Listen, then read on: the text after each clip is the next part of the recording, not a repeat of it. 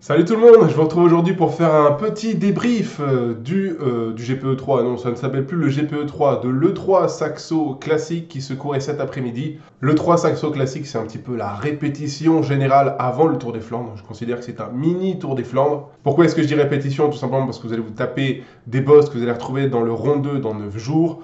Le Paterberg, le Vieux Quarmont, le Taillenberg aussi. Quelque part, le 3 Saxo Classique, c'est un petit peu le début de la semaine cintre en Flandre. Le 3 aujourd'hui, Grand Wevelgem dimanche, à travers la Flandre mercredi prochain. Et dans 9 jours, dimanche, vous aurez évidemment la journée sainte en Flandre avec le Tour des Flandres. Donc c'était le premier épisode d'une série de 4 très grandes courses. Au départ de cette 3 Saxo Classique, il y avait évidemment Mathieu Van Der Poel, Wout van Aert, Mats Pedersen, Filippo Ganna ou encore Matteo Jorgensen. Voilà pour les favoris. Bien sûr, il fallait noter l'absence de Tadej Pogacar qui fait l'impasse sur cette course préparatoire au Tour des Flandres. Pogacar qu'on nous retrouvera dans 9 jours au départ du Rond 2. Le profil de cette 3 Saxo Classique, encore une fois, petit Tour des Flandres, 209 km. Ça enchaîne sur tout le deuxième tiers de course avec des petites bosses, des monts pavés aussi, parmi eux, le Taillenberg notamment. Il y a deux points chauds à noter sur cette course-là. Le Taillenberg à 80 km de l'arrivée, c'est une bosse très difficile sur secteur pavé. Et puis vous avez évidemment l'enchaînement à 40 km de l'arrivée, Paterberg et Vieux Quarmont. Ça c'est le point chaud ultime de ce GPE3, c'est un enchaînement extrêmement difficile. Qu'on le retrouve aussi sur le Tour des Flandres, mais dans l'autre sens. Ici, vous avez Paterberg, Vieux Quarmont. Sur le Tour des Flandres, c'est Vieux Quarmont, Paterberg, et à 50 km de l'arrivée. Mais on n'est pas là pour parler du Tour des Flandres. Je vous fais le résumé de cette 3 Saxo Classique que l'on a vu cet après-midi. Alors, je suis très chanceux, personnellement. Je prends le live en rentrant du boulot à 80 km de l'arrivée dans le Taillenberg. Et c'est là qu'il y a déjà le fait de course majeur de cette course avec l'attaque de Mats Pedersen, le Danois qui sort très en forme d'un excellent Paris-Nice et d'un Milan-San Remo correct mais sans plus, mais la poignée au fond et ça fait des dégâts colossaux dans le peloton. Se dégage alors à 80 km de l'arrivée Mats Pedersen, Mathieu Van Der Poel et Filippo Ganna. Déjà, ces trois coureurs vont rattraper deux échappés, deux personnes qui avaient pris un petit peu d'avance sur le peloton composé de favoris. Casper Pedersen et Aimé de Gendt, ça nous fait donc 5 coureurs à l'avant à 80 km de l'arrivée. Mats Pedersen, Mathieu Van Der Poel, Filippo Ganna, Casper Pedersen et Aimé de Gendt. Et puis après le passage du Taillenberg, vous avez un groupe de contre de 6 coureurs qui va se former. Et dans ce groupe de contre, on va retrouver Tim Wellens, Matteo Jorgensen, Stefan Kung, Joshua Tarling, Jasper Stuyven et Matteo Trentin. Grosso modo, dans ces deux groupes, on a la totalité des favoris à cette E3 Saxo Classique. Ne manque qu'un seul coureur qui était un des favoris aujourd'hui, à savoir Wout van Aert. Il n'a pas su prendre les bons échelons dans le Taillenberg. Derrière, il va nous faire une course assez anecdotique dans le peloton. Mais concernant Wout van Aert et son cas, j'y reviens un petit peu après le résumé de la course. Je prends un premier pointage dans l'Eckenberg à 62 km de l'arrivée. Le groupe de 5 à l'avant a alors 50 secondes d'avance sur le groupe de 6 derrière et 1 minute 40 sur le peloton. Alors, même si c'est un groupe de 5 à l'avant et un groupe de 6 en contre, en vérité, c'est vraiment un 3 contre 4 qu'on a, puisque à l'avant, seul roulent Mathieu Van Der Poel, Mats Pedersen et Filippo Ganna. Aimé de Gendt et Casper Pedersen qui étaient dans l'échappée ne prennent pas de relais et c'est logique. Et dans le groupe de contre, il n'y a que 4 coureurs qui roulent, Tim Wellens, Matteo Jorgensen, Stefan Kung et Matteo Trentin. Jasper Stuyven, coéquipier de Mats Pedersen, et Joshua Tarling, coéquipier de Filippo Ganna, se garde bien de prendre des relais et encore une fois, a raison. L'écart ne va plus cesser de grandir dans le Kappelberg à 47 km de l'arrivée. Les 5 échappés ont 1 minute 10 sur le groupe de 6 et 2 minutes 20 sur le peloton. À 47 km de l'arrivée, on peut déjà dire que c'est terminé pour le peloton. On arrive alors dans l'enchaînement majeur de cette 3 Saxo Classique, le passage Paterberg-Vieux Quarmont. Dans le Paterberg, Mats Pedersen commence à montrer les crocs et met une légère petite accélération. Il ne fait aucune différence sur ses adversaires directs. Et lorsqu'on va arriver dans le Vieux Quarmont, c'est à Mathieu Van Der Poel de montrer les dents. Van Der Poel qui prend le lead au pied du Vieux Quarmont et sans véritablement accélérer, simplement au rythme, Mathieu Van Der Poel va décrocher les uns après les autres ses 4 adversaires directs. Les deux échappés, Aimé de Gendt et Casper Pedersen, sont les premières victimes, vont suivre très rapidement Filippo Ganna et même Mats Pedersen qui pourtant aura fait une véritable résistance au pied de ce vieux Quarmont. Reste alors 2 petites ascensions et les 20 derniers kilomètres tout plat jusqu'à Harelbeke. La situation de course est la suivante, Mathieu Van Der Poel vient de sortir à une vingtaine de secondes d'avance sur Mats Pedersen, une trentaine de secondes d'avance sur Filippo Ganna.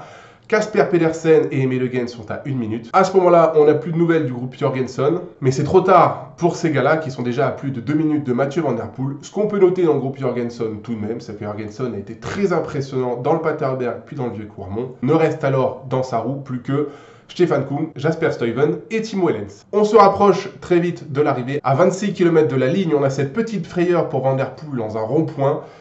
Une espèce de 90 sur la droite, je ne sais pas ce qui s'est passé. Van Der Poel a perdu le contrôle de sa machine, a failli se retrouver au sol. Ça aurait été dommage vu tous les efforts qu'il avait réalisés jusqu'ici.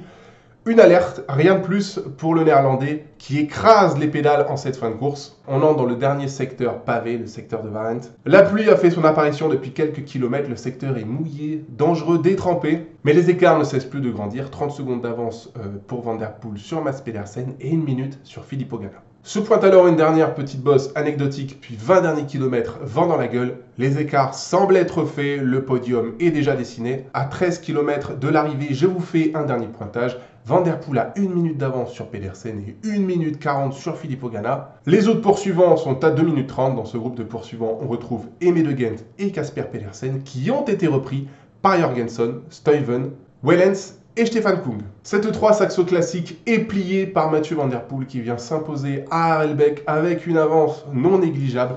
1 minute 7 sur Mats Pedersen qui aura réalisé une très belle journée, mais il n'y avait rien à faire contre le néerlandais. Filippo Ganna, après son excellent Milan-San Remo, vient compléter le podium d'une très belle façon. 3e à 2 minutes 05 déjà. Suit alors le groupe de contre. Le sprint est réglé par Casper Pedersen. Il devance alors Jasper Stuyven, Stefan Kung, Aimé Le Genn, Tim Wellens, Matteo Jorgenson. Et un petit peu plus loin, à 2,45, on retrouve le peloton. Sprint remporté par Mike Tennyson d'Astana. Voilà pour le classement de cette 3 Saxo classique. Venons-en à un léger petit débrief et je vais commencer par l'un des grands absents du jour. En tout cas, il était présent sur la course, mais n'a pas été présent dans le final, ou en tout cas n'a pas pesé sur le final. C'est Wout van Aert. Alors, Wout van Aert, il a fait un début de saison assez discret. Il était présent sur le Tour d'Algarve au mois de février. Il a fait le week-end d'ouverture en Belgique début mars. Lunesblad et Kuurne-Bruxelles-Kuurne. Et après ce week-end d'ouverture, il est parti en stage en altitude pendant 3 semaines. Ça l'a donc privé d'Estrade Bianche, d'un Tirreno Adriatico par exemple, et surtout de Milan-San Remo. Van Aert descend alors de sa montagne pour se pointer sur le 3. Personnellement, je pensais qu'il allait nous montrer des choses très intéressantes aujourd'hui. Je ne pensais pas le voir au niveau d'un Van Der Poel en toute honnêteté, mais je l'aurais bien vu, dans le pire des cas, au niveau d'un Matteo Jorgenson, vous voyez ? Eh bien, ça n'a pas du tout été le cas. Van Aert a subi la course et termine à une place anecdotique au terme de cette 3 Saxo classique. Alors, de fait, j'ai beaucoup de mal à me placer par rapport à sa performance du jour. C'est vrai qu'il revient d'un stage en altitude, qu'il a également une suite de saison qui est assez colossale. C'est-à-dire que là, il va enchaîner mercredi avec À travers la Flandre, puis Tour des Flandres, Paris-Roubaix. Puis il nous fera Flèche Brabançonne, Amstel. Et après ce bloc de classique, il est quand même parti pour se taper Tour d'Italie et Tour de France. Donc je comprends que Van Aert ne soit pas à 100% de sa forme. D'un autre côté, chez Visma et chez Van Aert plus particulièrement, on nous dit que l'objectif principal de Van Aert en ce début de saison, c'est Tour des Flandres et Paris-Roubaix, dans 9 et 16 jours.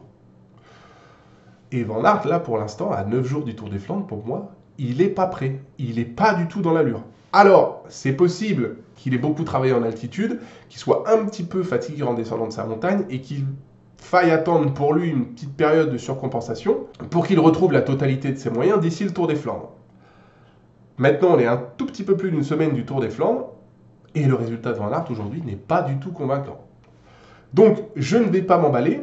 Il reste quand même À travers les Flandres mercredi prochain pour vraiment juger et jauger les qualités de Van Aert avant le départ du Tour des Flandres. Mais pour l'instant, après cette 3 Saxo classique, Van Aert n'est pas du tout dans l'allure. Tout l'inverse d'un Mathieu Van Der Poel, qui a eu une préparation complètement différente de Wout van Aert. Lui n'est pas parti en stage, il nous a fait Tirreno Adriatico et Milan-San Remo récemment, vainqueur de Milan-San Remo d'ailleurs. Pour Van Der Poel, le 3 Saxo classique, c'est vraiment sa rentrée dans les courses flandriennes, donc il devait nous donner quelques réponses avant le départ du Tour des Flandres dans 9 jours. On se doutait qu'il était très en forme et qu'il allait certainement dominer le 3 Saxo Classique cet après-midi, mais il a fait beaucoup mieux que ça. Il a écrasé cette 3 Saxo Classique. Il a d'abord suivi à merveille Pedersen dans le Tainberg. Derrière, il a rouloté gentiment avec Ganna et Pedersen. Et quand il y a eu l'enchaînement Paterberg-Vieux-Quarmont, il a fait le Vieux-Quarmont en mode entraînement. En mode, vas-y, je vais chercher le com au sommet du Vieux-Quarmont. Il a fait péter Ganna et Pedersen. Et derrière, s'ensuit un contre-la-montre de 35 bornes qui est géré à la perfection. Aujourd'hui, clairement, le niveau de Van Der Poel dans les classiques flandriennes est absolument astronomique. En l'absence de Pogačar, il n'y a littéralement personne qui peut concurrencer le néerlandais. J'ai vu beaucoup de très grands coureurs flandriens ces 20 dernières années, que ce soit de Johan Museeuw, Peter Van Petegem, plus récemment Tom Beunen et Fabian Cancellara. Je vous avoue que Van Der Poel, j'ai quand même le sentiment que c'est un cran au-dessus de tous ces champions-là. Pour moi, c'est de l'art, c'est de la magie ce que fait Van Der Poel. Il est résistant, endurant, ultra technique, il prend les virages comme personne. Sur le pavé, il est d'une aisance, mais c'est magnifique à voir. Et puis une fois qu'il a creusé les différences, qu'il reste 20, 30, 40 ou 50 bornes jusqu'à la ligne, il a le moteur pour terminer comme un avion de chasse. Encore une fois, derrière lui, c'est Mats Pedersen et Filippo Ganna, et dans les 25 derniers kilomètres, ils perdent 1 minute 10 et 1 minute 40. L'écart est stratosphérique. Et pour le Tour des Flandres, si on se met du côté de Mats Pedersen, par exemple, c'est vraiment pas bon signe. Venons-en à Mats Pedersen. Je vais étendre aussi avec ce sujet-là avec Filippo Ganna. Ce qu'on a vu aujourd'hui de Mats Pedersen et Filippo Ganna, ça a montré une chose. Clairement, à la pédale, ils ne peuvent pas jouer avec Mathieu Van Der Poel.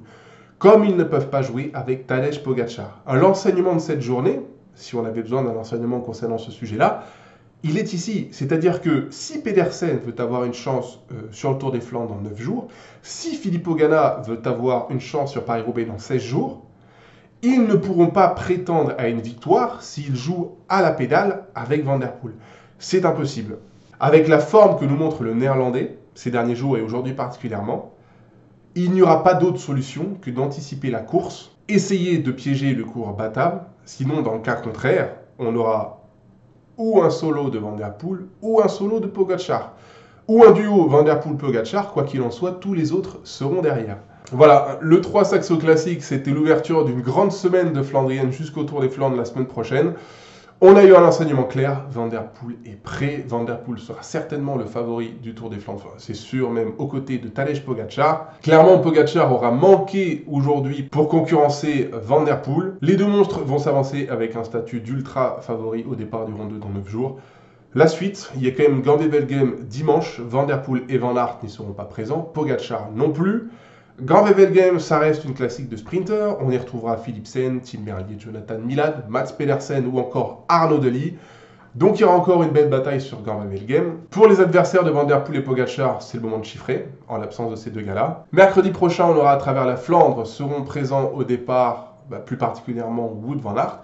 Et puis, on aura le Tour des Flandres dans 9 jours. On aura beaucoup de choses à se dire à ce moment-là, notamment au niveau des stratégies, qu'on a déjà un petit peu abordé dans cette vidéo-là. Mais clairement, on s'avance gentiment vers deux monstres, vers le reste de la concurrence. Pedersen et peut-être Wout van Aert en tête. Allez, je vous laisse ici. Je vous retrouve demain pour qu'on ait un petit mot quand même sur le Tour de Catalogne qui se court actuellement. On a un très beau duel, Juan Ayuso, Primoz Roglic, mais ça va bien au-delà. On a des coureurs très présents comme Mikel Landa, Lenny Martinez et Enric Mas. Ça sent un petit peu le parfum du Tour d'Italie parce que Landa, Roglic et Ayuso seront au départ du Tour d'Italie. Donc on aura des choses à se dire demain. Et après ça, moi, pour la prochaine Flandrienne, je vous retrouverai dimanche pour débriefer Gand-Wevelgem. Allez, c'est tout pour ce débrief de l'E3 Saxo Classique. Masterclass de Van Der Poel. Je vous retrouve demain pour Catalogne, dimanche pour Gand-Wevelgem. Prenez soin de vous et à très vite. Bonne soirée, ciao.